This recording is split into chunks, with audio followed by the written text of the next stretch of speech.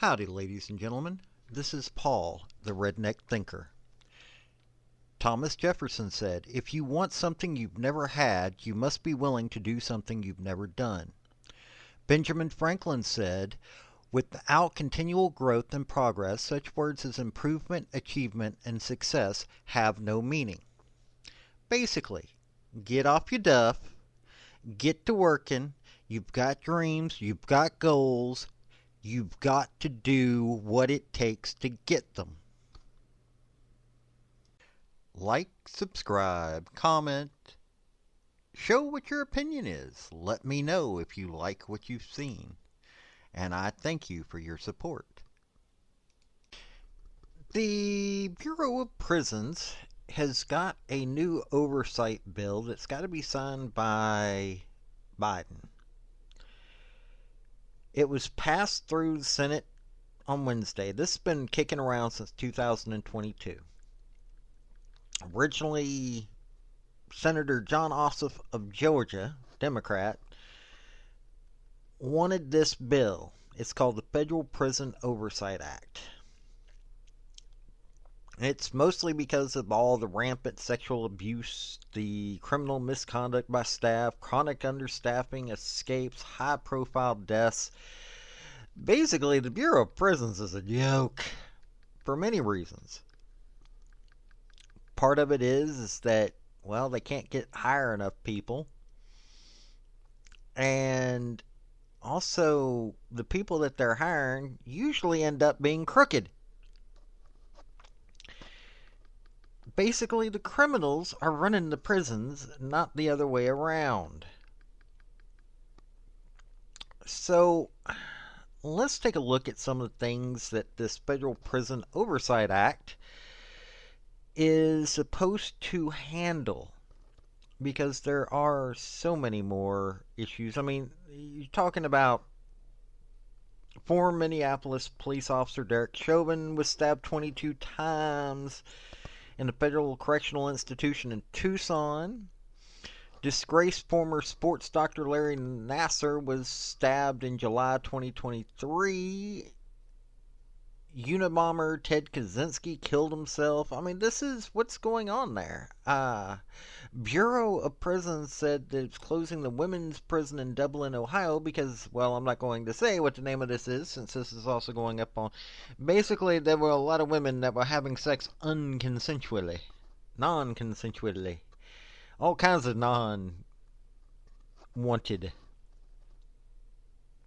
And the Federal Bureau of Prisons gave up on reforming it. It was so bad.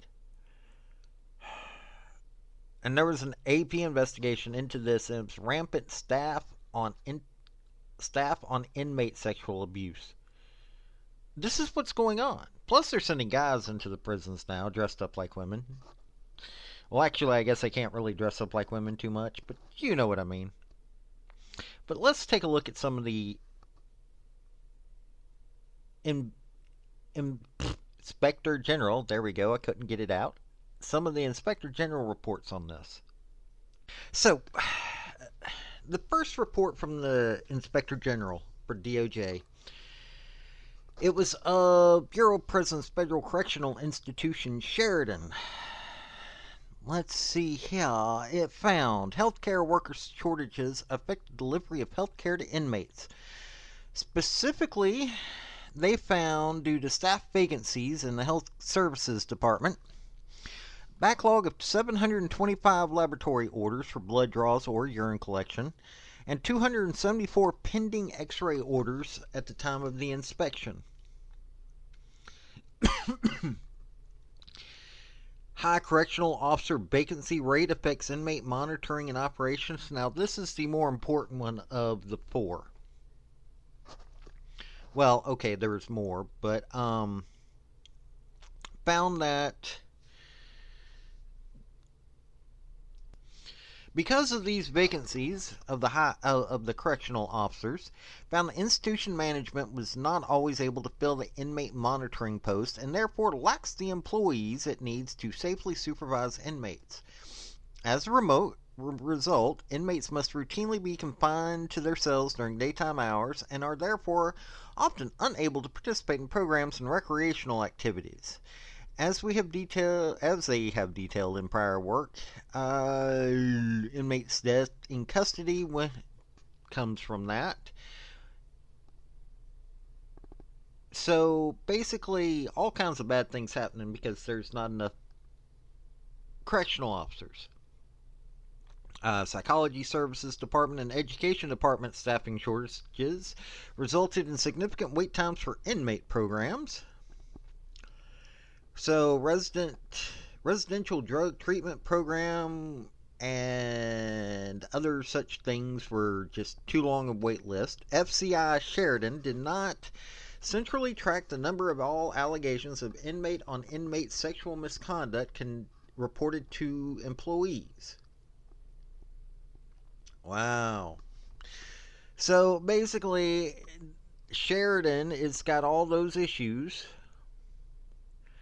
and this is what we're paying for, ladies and gentlemen. Seriously, we're paying our taxes, and this is what we're paying our taxes for. A badly ran prison that's making the prisoners, when they finally get released, worse. Think about that for a second. Most people don't realize is that now, since it's become the trend to allow people to have their mental illnesses, to be proud of their mental illnesses. These folks with mental illnesses are not getting treated. I mean, at least veterans have that option, but so many of these mental health crises end up becoming criminals. And instead of treating the fact that these people have mental health issues, they just go to jail. And this is where they end up, in a place like this, getting worse. And so when they get out, they're going to be much worse than what they were before. And then there's even more stuff going on. Another report that came out, they have an executive summary. All this is on the OIG website. Department of Justice, DOJ, OIG. That's all you have to look up. Department of Justice, Office of Inspector General. Okay, so they did an executive summary this year, or they did, evaluation of issues surrounding inmate deaths in Federal Bureau of Prisons institutions. Review of records provided by Bureau of Prisons identified a total of 344 inmate deaths at Bureau of Prison institutions from fiscal year 2014 to fiscal year 2021. Okay. Not actually a lot, in my opinion. I mean, look at who all you have in there. And they fell to one of four categories: suicide, homicide, accident, and those resulting from unknown factors. Just like real life. But, these prisons are so badly ran. Everything is supposed to be monitored. And this is what's happening. These people are able to get murdered because ain't nobody watching the criminals. They're committing suicide, you're going to find a way to do that. But yeah, that shouldn't have happened. They mostly started this search because of high-profile inmate deaths at Bureau of Prison institutions, such as some homicide of James Whitey Bulger in 2018 and the suicide of Jeffrey Epstein. Sorry, I can't stop laughing at that one. In 2019. Brought national focus to the Bureau of Prisons' operational and management challenges that may have contributed to these deaths. I'm not even going to go there with Epstein. Oh. But June 2023, OIG issued an investigative report on custody and care supervision at Epstein, which identified numerous and serious failures at the Metropolitan Correctional Center, New York staff. So, this is the situation. You've got all of this that they've done. And they keep saying, hey, you need to fix this stuff. Ain't nobody fixing anything. And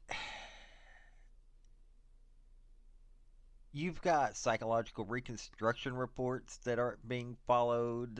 It's an after action report. You know, you've got all this stuff going on in these prisons. And this is one of the better watched areas of life here in America. So let's take a look at the next one, though. The next one's a little bit more interesting because, yeah, the whole Jeffrey Epstein thing. Sorry, I need to quit laughing at that one. Okay, the other reports that I've come across, there's a lot of reports of Bureau of Prisons not maintaining proper records. Think about that. They're not paying attention to the record keeping that they need to do, which means that they can cover up things much easier. And you may be going, well, why would they? But you know why they would have to cover up things.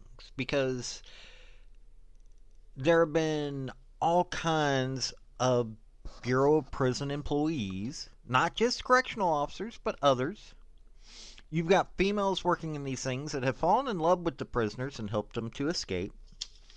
You've got correctional officers that are bringing in stuff, and employees, not just the correctional officers, bringing in stuff for money. You've got drugs regularly coming in there. This is the problem. 12/13/2023, notification of concerns regarding the Federal Bureau of Prisons' use of temporary secure enclosures with limited space for lengthy time periods. See, if you keep going through here, through the Inspector General, and they've got these rosy pictures coming through the news, but on the regular Department of Justice website, they have these cheery pictures trying to make it look like there's something good going on there when there's not. This is our tax dollars that are being spent here. And we need to have that fixed. Part of it's simple fact of that mandatory minimums have just created a line of garbage. You've got crimes that people should not be going to jail for. They're getting sent there, and they're getting a lot more jail time than actual criminals. This is where the January 6 people are going. But guess what? This is not where the BLM people are going. So it's a constant problem. And we as taxpayers are going to have to front the bill for the screw-ups, even though they were getting tons of money. Now they're going to be getting tons more money to fix a problem that should never have been broken. It's going to get to a point where the solutions are going to keep getting yelled at them to fix. They're going to be kept told that what the solutions are, and they're not going to do it. And they still haven't done it. So, ladies and gentlemen, you need to pay attention to what's going on, because this is where more of your tax dollars are going. This is Paul, the Redneck Thinker. Y'all think about this, and y'all have a good day now. Bye.